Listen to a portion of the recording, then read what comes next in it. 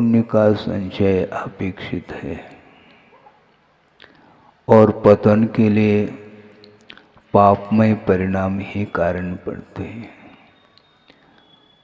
अब विकास करना तो चाहता है प्रत्येक संसारी प्राणी, शांति प्राप्त करना चाहता है। और कल परसों भी बात हमने कही थी कि शारीरिक शांति अलग है, मानसिक अलग है, किंतु ये दोनों जो सुख हैं, शांति है, परसापेक्ष है। और आत्मिक शांति परम निरपेक्ष है। उसमें इंद्रियजन्य जो भी सुख उत्पन्न होता है उससे वह ऊपर उठा हुआ होता है। इंद्रियातीत जो सुख है वह अविनश्वर है, स्वाधीन है, उसमें पराधीनता का अनुभव नहीं होता।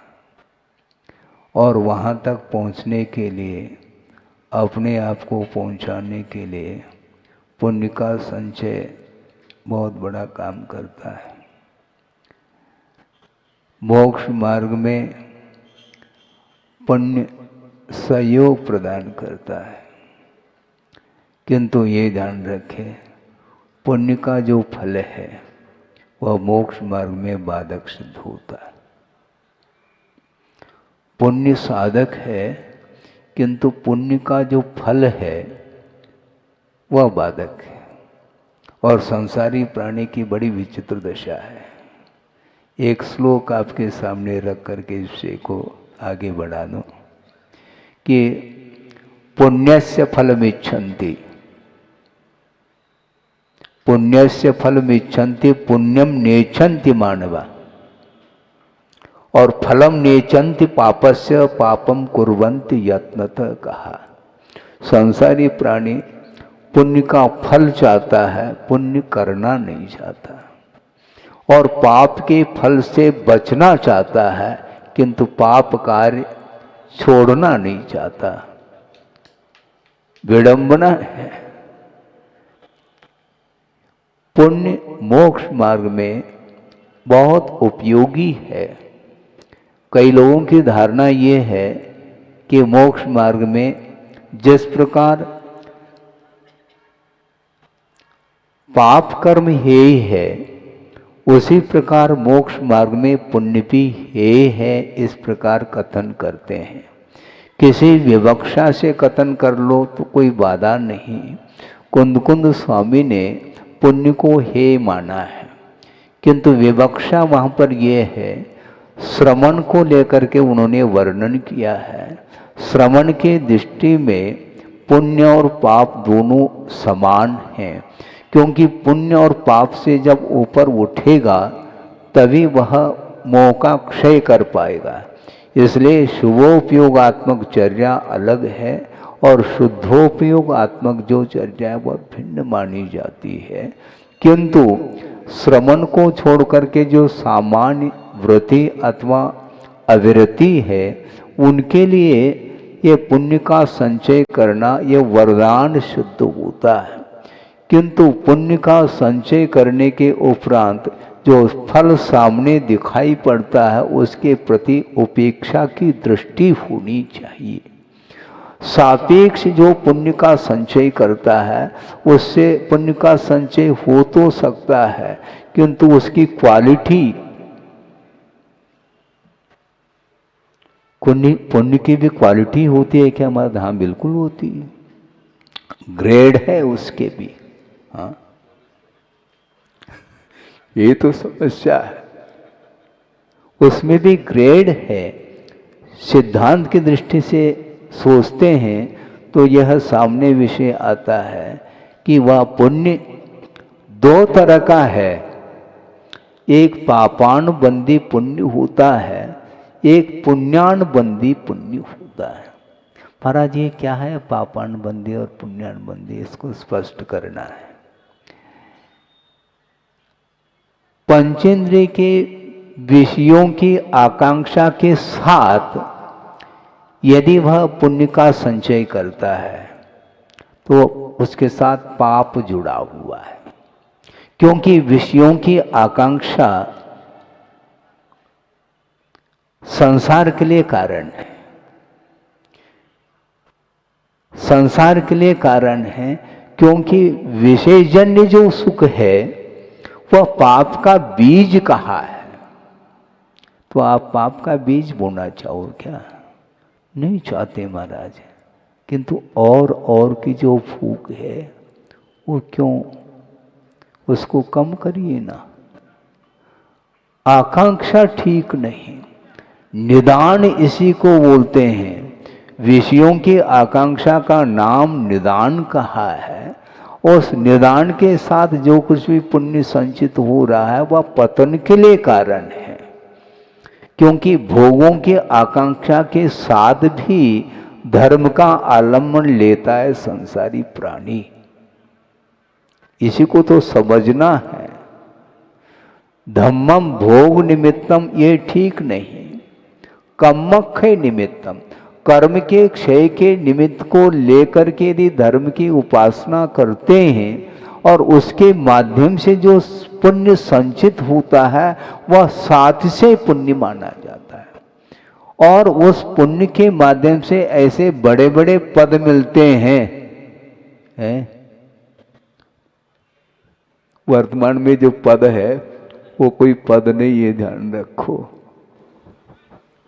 है बहुत कठिन काम है। क्या कह रहा था मैं?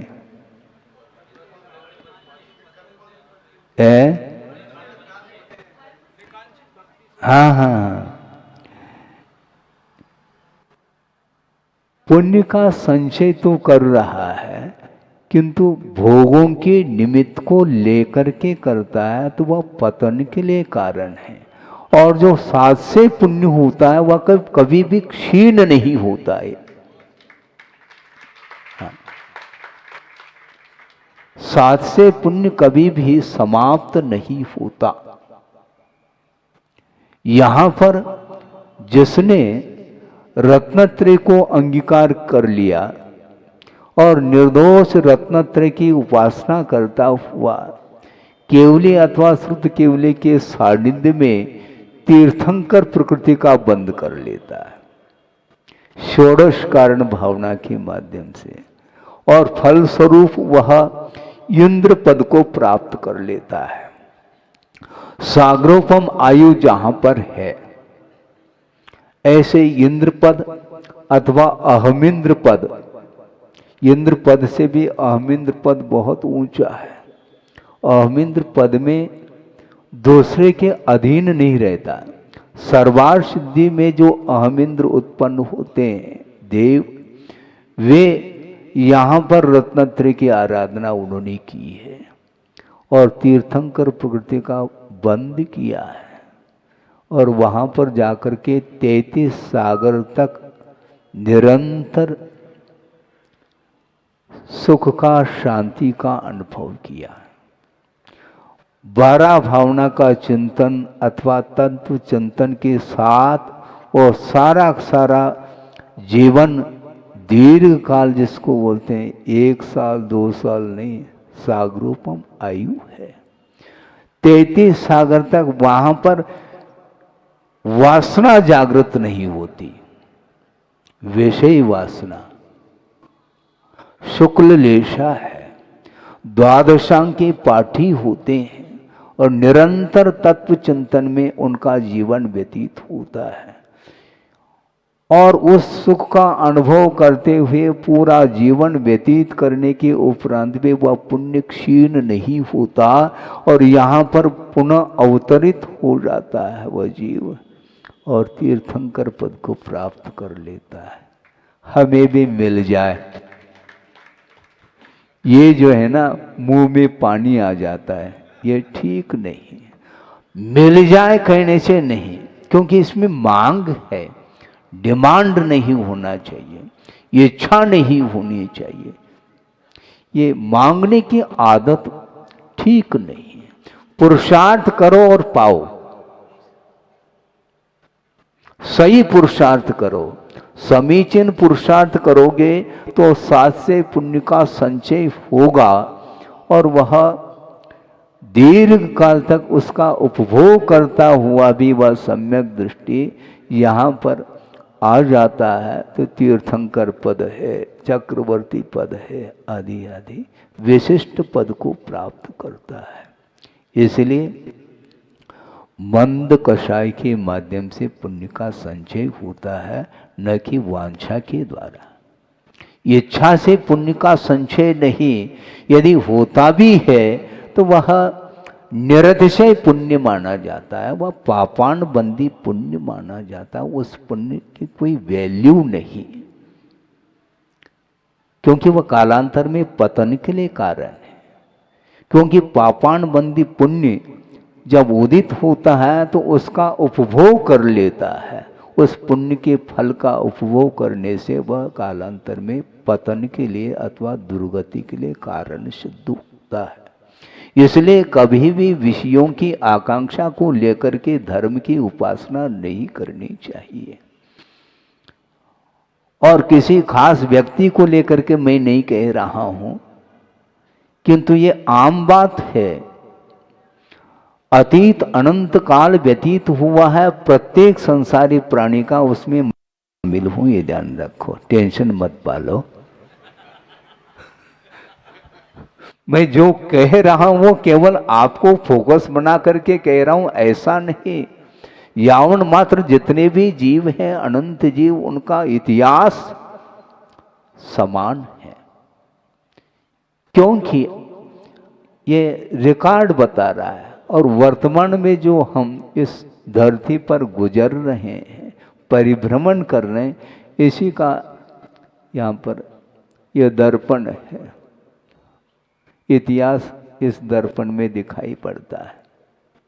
क्या करें महाराज, करना कुछ नहीं है, जो किया है उस प्रकार न करो। संक्षेप में इतना ही कहा जा सकता है, अतीत में जो कार्य किया है, जो कृत्य किया है, उसकी पुनरावृत्ति ठीक नहीं, रिपीटेशन ठीक नहीं, क्योंकि यह पतन के लिए कारण है। इसको कम से कम आगम को खोल करके पढ़ो तो सही। हाँ, इसलिए पुण्य मोक्ष मार्ग में सहायक है, साधक है, किंतु पुण्य का जो फल है वह बाधक है। पुण्य संचय करना नहीं चाहता, फल चाहता है। पुण्यस्य फलम इच्छन्ति, पुण्यम न इच्छन्ति मानवा। पुण्य करना नहीं चाहता। महाराज पुण्य कैसे करें, पुण्य का स्वरूप क्या है, पढ़ो। पूज्यपाद स्वामी ने पुण्य के प्रसंग में ये विषय दिया है, उसका स्वरूप निर्धारित किया है। वह ये है, पुण्य बोलते किसको? पुनाति आत्मानं पवित्रीक्रियते येन आत्मा तत्पुण्यम। जो आत्मा को पवित्र बनाए अथवा जिन परिणामों के माध्यम से आत्मा पवित्रता का अनुभव करे, उसका नाम पुण्य। परिणाम कैसे पवित्र होंगे महाराज? विषयों के द्वारा नहीं। विषयों के आलम्बन से परिणामों में निर्मलता उज्ज्वलता नहीं आती, किंतु पंच परमेष्टि की आराधना करिए इसके माध्यम से, और ये भी निरपेक्ष भाव के साथ। कोई स्वार्थ नहीं है, कोई इच्छा नहीं। यदि कोई इच्छा रखना भी चाहो, कर्म क्षय के उद्देश्य को लेकर के ही प्रभु की अर्चना करनी चाहिए। भगवान के सामने जाकर के हाथ जोड़ते हो, भगवान के सामने जाकर के हाथ जोड़ने की क्या आवश्यकता है? बल्कि गुरुदेव ने एक बहुत अच्छी बात कही थी, स्मरण में आ रहा है। कोई भी कार्य को संपादित करने के लिए कारण की बड़ी आवश्यकता होती है। कारण महत्वपूर्ण है, किंतु गुरुदेव ने ये कहा कारण तो महत्वपूर्ण है अपनी जगह, ठीक है, कोई बाधा नहीं, किंतु कारण से भी महत्वपूर्ण संप्रदान अर्थात प्रयोजन है। छठ कारक पढ़ा है आपने, कर्ता, कर्म, करण, संप्रदान, अपादान, संबंध और अधिकरण, ये सारे सारे कारक माने जाते हैं। तो इसमें साधक तमह करणम कहा, जो कार्य को संपादित करने के लिए साधकतम होता है उसका नाम कर्ण अर्थात कारण हुआ करता है, किंतु उससे भी महत्वपूर्ण संप्रदान अर्थात प्रयोजन है। भगवान की आराधना करना बिल्कुल ठीक है, परमार्थभूत देव गुरु शास्त्र की आराधना करें, किंतु किमर्थम, आराधना क्यों करें, यह महत्वपूर्ण है। यहीं पर गाड़ी रुक जाती है। हम आराधना तो करते हैं प्रभु की, किंतु किस लिए करते हैं यह महत्वपूर्ण है। ये आदर्श हैं पंच परमेष्ठी, किंतु उद्देश्य भी आदर्श पूर्ण होना चाहिए, तब कहीं जाकर के कार्य संपादित होता। अथवा अन्यथा अभी तक इस धरती पर हम परिभ्रमण क्यों कर रहे हैं? भगवान की क्या आराधना नहीं की है क्या? अनंत बार की होगी, इसमें कोई संदेह नहीं है, किंतु प्रभु की आराधना करते हुए भी विकास नहीं हुआ, क्योंकि परिणामों में कलुषता है, परिणामों में आसक्ति है, लोभ है, लालच है, उसके कारण विकास नहीं होता। परिणामों को निर्मल बनाना खेल थोड़ी है। सामने आकर्षक वस्तु दिखाई पड़े और उसको ग्रहण करने का भाव न रखे, बहुत कठिन है, बहुत कठिन है। ये ग्रहण भाव ही हमारे लिए अभिशाप सिद्ध होता है। प्रतिकार और ग्रहण ये दो ऐसे परिणाम हैं जो पतन के लिए कारण है। ग्रहण का अर्थात विषयों की अपेक्षा से कहा जा रहा है, ऐसा नहीं कि रत्नत्रय को ग्रहण करना अभिशाप सिद्ध होगा। नहीं तो आपने महाराज ग्रहण कहा, तो ग्रहण हम क्यों करें रत्नत्रय को, वो नहीं। पंचेंद्र के जो विषय हैं वो अहितकारी हैं, वो हे हैं, वो पतन के लिए कारण है। इस प्रकार विचार करके उसको छोड़ने का पुरुषार्थ करो। विषयों का ग्रहण ठीक नहीं और प्रतिकार का भाव भी ठीक नहीं। हमारे लिए जो अनिष्ट है उसका बहुत जल्दी हम प्रतिकार करते, और इष्ट है तो उसका ग्रहण होता है। जो इष्ट है उसका ग्रहण, जो अनिष्ट है उसका प्रतिकार। यही आर ध्यान है, आचार्य कहते हैं। धर्म ध्यान करना आसान नहीं है। धर्म ध्यान का स्वरूप तो समझो। धर्म ध्यान का धर्म में, धर्मे ध्यानम इति धर्म ध्यानम, जो धर्म में दृष्टि है, ध्यान है, उसका नाम धर्म ध्यान है। उपयोग आपका अन्यत्र है। आप सामने बैठे हैं, मैं देख रहा हूं, आपका मुख मेरी ओर है, मेरा आपकी ओर है, किंतु आपका मन किस ओर है? बैठे तो आप सामने हो, किंतु आपकी दृष्टि, आपका उपयोग, आपका मन किस ओर जा रहा है? बैठे बैठे सुन भी रहे हैं, किंतु मन में विकल्प आ सकता है। दुकान संबंधी, मकान संबंधी, परिवार संबंधी, जमीन जायदाद संबंधी, ये सारे, क्योंकि ये विचार इसलिए आते हैं, ये अनायास आते हैं, क्योंकि जिसका संबंध हमने जोड़ रखा है, जिन जिन वस्तुओं से हमारा संबंध जुड़ा हुआ है, उसको आप भुला नहीं सकोगे स्वप्न में भी, ये ध्यान रखो, क्योंकि संबंध बनाए रखते हैं आप। और हमारे लिए कोई संबंध ही नहीं, तो उधर उपयोग जाने का कोई प्रश्न नहीं। लेकिन इसके उपरांत भी आचार्य कहते हैं सावधान रहो, किसको श्रवण के लिए कहा जा रहा है। श्रवण तो बने हो, किंतु अपने परिणामों को हमेशा संभालते रहो, क्योंकि अतीत का जो संस्कार है, जो मोहजन्य जो संस्कार है, वो हमेशा परेशानी में डाल सकते हैं। त्यक्त वस्तु के प्रति ग्रहण का भाव जागृत हो सकता है, इसलिए उस नो कर्म से आंख मीच करके बैठे रहो। दृष्टि नासा पे धरे, इधर उधर देखो नहीं। बहुत देख लिया अनंत काल से, और क्या देख रहे हो? उसी को क्या देखना है उसको? आत्मा तो दिखाई देती नहीं। देखने में आने वाली वस्तु केवल शरीर है और पंचेंद्रिय के विषय है। इसके अलावा क्या देखने में आ रहा है? इसलिए आर्ध्यान रौद्र ध्यान से बचने के लिए ये अवसर मिला है। ऐसे भी संसार में जीव हैं जो सोच ही नहीं सकते, विचार करने की क्षमता ही उसके अंदर नहीं है, जो असंगी है। और आप लोग संगी है, आपके पास मन है, माइंड है। उसका उपयोग करो। विचार विमर्श करने की क्षमता संगी पंचेंद्रिय में है। अहित किससे होता है, हित किससे होता है, क्या करने योग्य है, क्या नहीं करने योग्य है, क्या उचित है, क्या अनुचित है, ये सारा सारा परिज्ञान संगी पंचेंद्रिय को ही हो सकता है और होता है। और अनंत बार मन मिलने के उपरांत भी मनोजन्य मतिज्ञान का उपयोग उसने नहीं किया, इसी को बोलते हैं प्रज्ञापराध है। प्रज्ञापराध, बार बार गुरुदेव इस शब्द का प्रयोग करते हैं। प्रज्ञा का अपराध बहुत बड़ा अपराध माना जाता है। अपने पास ज्ञान है किंतु ज्ञान का जो दुरुपयोग कर रहा है वही प्रज्ञापराध है, और उसको मन नहीं मिलने वाला है, क्योंकि मन का दुरुपयोग किया है।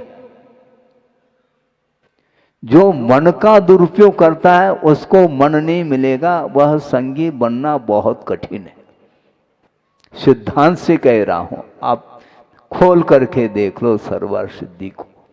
उस प्रसंग को आपके सामने रख लूं, क्योंकि मनोरंजन का नाम धर्म नहीं है।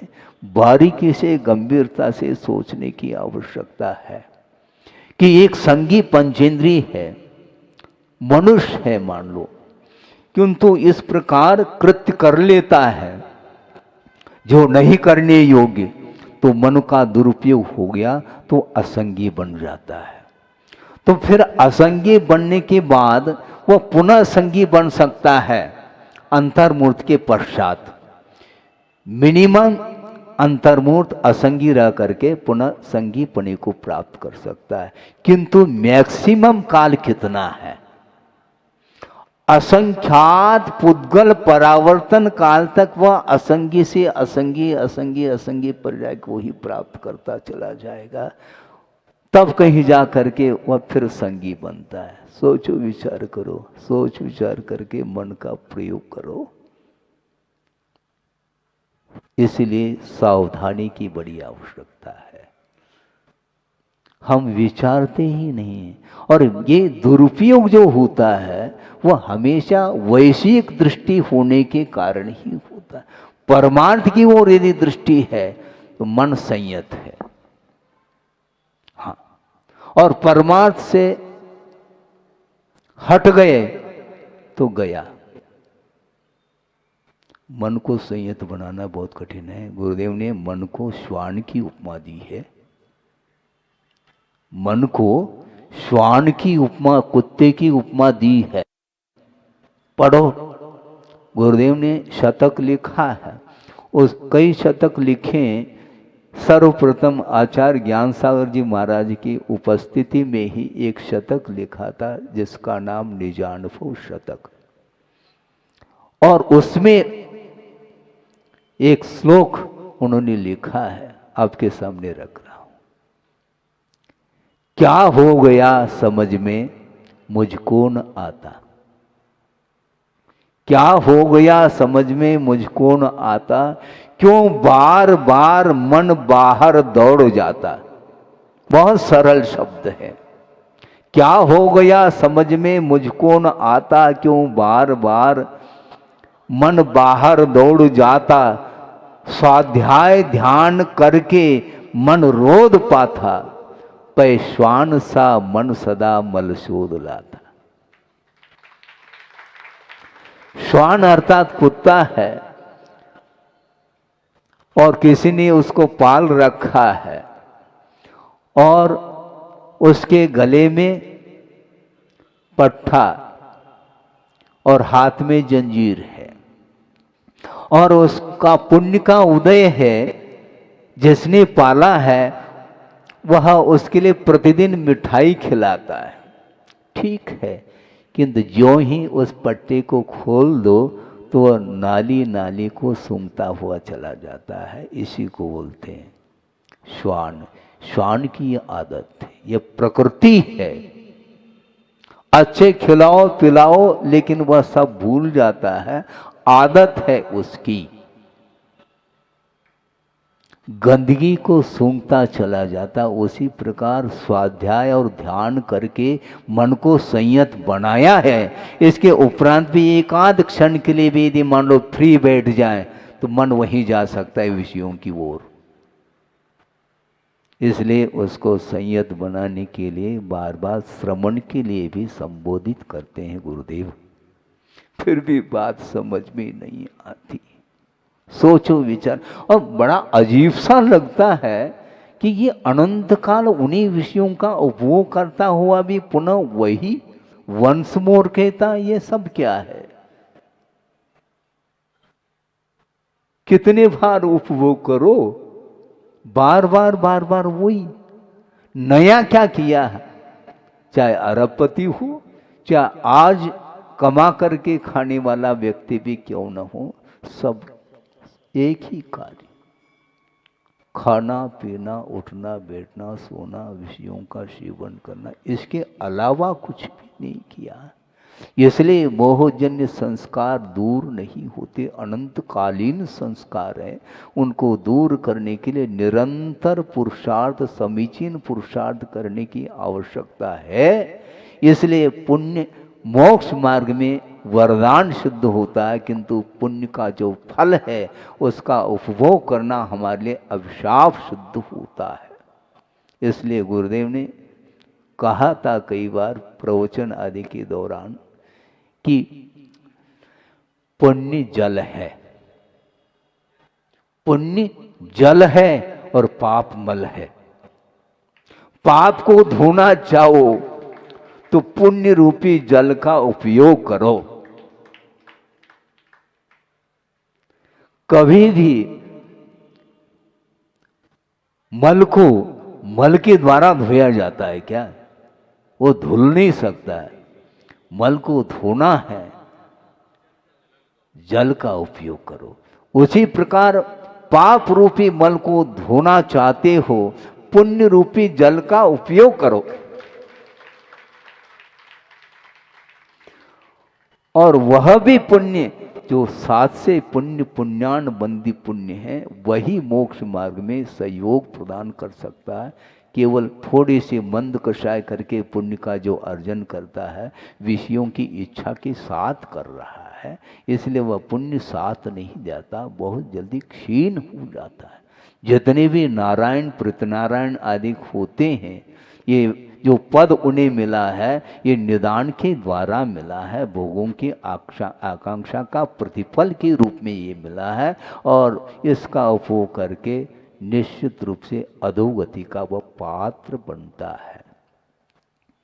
राम का नाम प्रत्येक व्यक्ति लेता है, रावण का नहीं लेता। क्यों नहीं लेता? उसने पाप कार्य किए हैं, अधोगति का पात्र बना है, वह उसका नाम कलंकित हुआ है। हालांकि आगम के अनुरूप सोचते हैं तो भविष्य में वह भी तीर्थंकर बनेगा, ये बात अलग है, किंतु वर्तमान तो उसका पतन हुआ है। इसलिए पुण्य के फल से आकर्षित नहीं होना चाहिए। मुझे कुछ नहीं, तुम्हें चाहिए ले लो, मुझे कुछ नहीं चाहिए। यही अपरिग्रहवाद है। परिग्रह को तो पूर्ण नहीं छोड़ सकते, कोई बाधा नहीं, किंतु परसेंटेज में कम तो करो। जो और के जो भूख है वो ठीक नहीं है। आत्मा का विकास ऐसे थोड़ी होता। आत्मिक सुख को प्राप्त करने के लिए विशेष जन्य सुख को छोड़ना पड़ेगा, उसके प्रति उपेक्षा का भाव होना चाहिए, कोई अपेक्षा नहीं है। लेकिन ये वर्तमान में बहुत कठिन हो चुका है, क्योंकि पाश्चात्य संस्कृति का ऐसा प्रभाव है। समय होने को है, आप बिल्कुल शांति के साथ सुन रहे हैं ना? हाँ, कैसा लग रहा है? ठीक लग रहा है? हाँ? लेकिन इसलिए कह रहा हूं, ये जो आपके परिणाम निर्मल होते चले जा रहे हैं, इस परिसर के बाद वो बने रहें तो अच्छा है।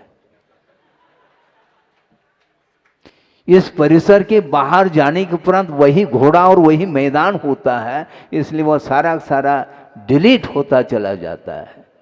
परिणाम समाप्त हो जाते हैं, निर्मल परिणाम, उनको सुरक्षित रखो, किंतु मन को संयत रखो, अनुशासित रखो। अनुशासन की बात करते हो, हाँ? मन को अनुशासित रखना बहुत कठिन। दूसरे को तो हम अनुशासित कर सकते हैं, किंतु अपने आप के मन को संयत बनाना आत्मानुशासन के बिना संभव नहीं है। शासन जिनेंद्र भगवान के द्वारा बताया हुआ जो मार्ग है, उसका संचालन वो करते हैं, मोक्ष मार्ग के नेता हैं। दुनिया के नेता मत बनो, मोक्ष मार्ग के नेता बनो। खेल नहीं है ये। केवल मांग से इस प्रकार के पद नहीं मिलते हैं। इसलिए हमेशा जहाँ हो आप रह रहे हैं, मेरे कहने से थोड़ी रह रहे हैं, रहें, कोई बाधा नहीं। आप यदि अपने जीवन में व्रत अंगीकार कर सको तो ठीक है, नहीं भी कर सको, किंतु जो व्रतों का पालन कर रहे हैं उनकी उपासना करो, ताकि उसके माध्यम से साथ से पुण्य का संचय हो सके। श्रमण बनो अथवा न बनो, उनकी आराधना करो। हाँ, इससे बढ़कर के और कोई भी रास्ता नहीं है। यथाशक्ति करने के लिए कहा है, करिएगा। हमारी शक्ति नहीं महाराज हमारे पास। अच्छा, आपके पास शक्ति नहीं है? शक्ति कैसी नहीं है, हम ठिकाना लगा देंगे। एक प्रसंग आपके सामने रख करके बिल्कुल पूर्ण करने जा रहा हूं। वो ये है, एक महाराज ने ही गुरुदेव के सामने भाव रखा। क्यों रखा ये खुल जाएगा। 25 किलोमीटर विहार करके आए हैं गुरुदेव संघ के साथ, और उसके उपरांत सामायिक करना है समय पर। तो एक महाराज ने कहा कि महाराज इतना एक्सर्शन हो गया है कि बैठने की भी क्षमता नहीं, लेट करके सामायिक कर सकते हैं? सुन रहे हैं आप? हाँ, लेट करके कर सकते हैं। तो गुरुदेव ने कहा बैठो शांति से।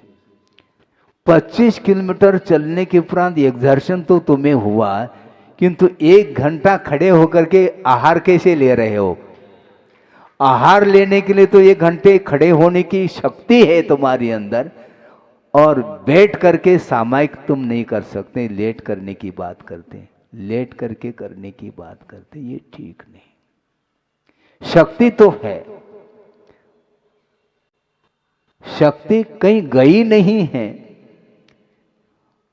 भोजन करने के लिए वो शक्ति कहां से आ गई? खड़े होकर के पैरों में छाले हुए, फिर भी खड़े होकर के वह आहार ले रहा है 1 घंटा 1.5 घंटा है। और सामायिक करने के लिए इसी को बोलते हैं रुचि। विषयों के प्रति तो रुचि है संसारी प्राणी की, किंतु धर्म के प्रति रुचि नहीं। रुचि जागृत करिएगा। कैसे करें महाराज? उसके लिए भी बताना चाहता हूं। मान लो किसी को अजीर्ण हो गया है, तो डॉक्टर ने कह दिया लंघन करो। लंघन क्यों? उसको उपवास नहीं कहते हैं, है तो वो उपवास ही, किंतु लंघन इसलिए कहा, उल्लंघन किया उसने। अति मात्रा में खाया है, अब लंघन करो। उल्लंघन क्यों करता है? उसी का पनिशमेंट है ये। अनुपात से लेता तो अजीर्ण की कोई बात ही नहीं। तो इसीलिए इस प्रकार नहीं करना चाहिए। यथाशक्ति आप करिए, आपके पास क्षमता है। हाँ, दिन भर खड़े होकर के ग्राहक के लिए वह माल दे रहा है और 15 मिनट खड़े होकर के तुम जाप करो, कहेंगे तो हम कमर में दर्द होता है महाराज। है कमर में दर्द होता है? अच्छा, कमर में दर्द होता है। हम आपको पूछना चाहेंगे, सड़क पर मान लो कोई व्यक्ति जा रहा है और एक हरा हरा नोट 100 का मिल गया, तो झुक करके लेता, उस समय कमर में दर्द नहीं होता। ये सब क्या है? विषयों के लिए तो सब कुछ करने के लिए तैयार है, किंतु धर्म के लिए प्रमाद कर जाता है, आलस करता है, उसकी रुचि नहीं है। रुचि जागृत करो। हाँ, हम ज़्यादा नहीं कहना चाहते हैं, ज़्यादा कहने से कहीं अजीर्ण न हो जाए। ज़्यादा ठीक नहीं। आप 10 मिनट भी स्वाध्याय करो, 15 मिनट भी करो तो भी पर्याप्त हो सकता है, लेकिन निरंतर करना चाहिए, रुचि के साथ, आस्था के साथ और भक्ति के साथ, आदर के साथ, बहुमान के साथ करना चाहिए। हाँ, रुचि के साथ तो भोजन करो और रुचि पूर्वक धर्म ध्यान नहीं करना चाहो तो कभी भी पुण्य का संचय नहीं होगा, और साथ से पुण्य का जब तक संचय नहीं होगा तब तक मुक्ति नहीं मिल सकती है। इसलिए मोक्ष प्राप्त करने के लिए जो आत्मा को पवित्र बनाने वाला जो भाव है, जिसको पुण्य बोलते हैं, उसका संचय करने का निरंतर पुरुषार्थ करेंगे तो निश्चित रूप से आत्मा की उन्नति हो सकती है। हो इस पवित्र भावना के साथ अहिंसा परमो धर्म की जय। बोधि समाधि परिणाम शुद्धि स्वात्मोपलब्धि शिव शोक सिद्धि चिंतामणिम चिंतित वस्तुदाने त्वामंदमानस्य ममास्तु देवी। परम पूजा आचार्य गुरुवर श्री विद्यासागर जी महाराज की जय।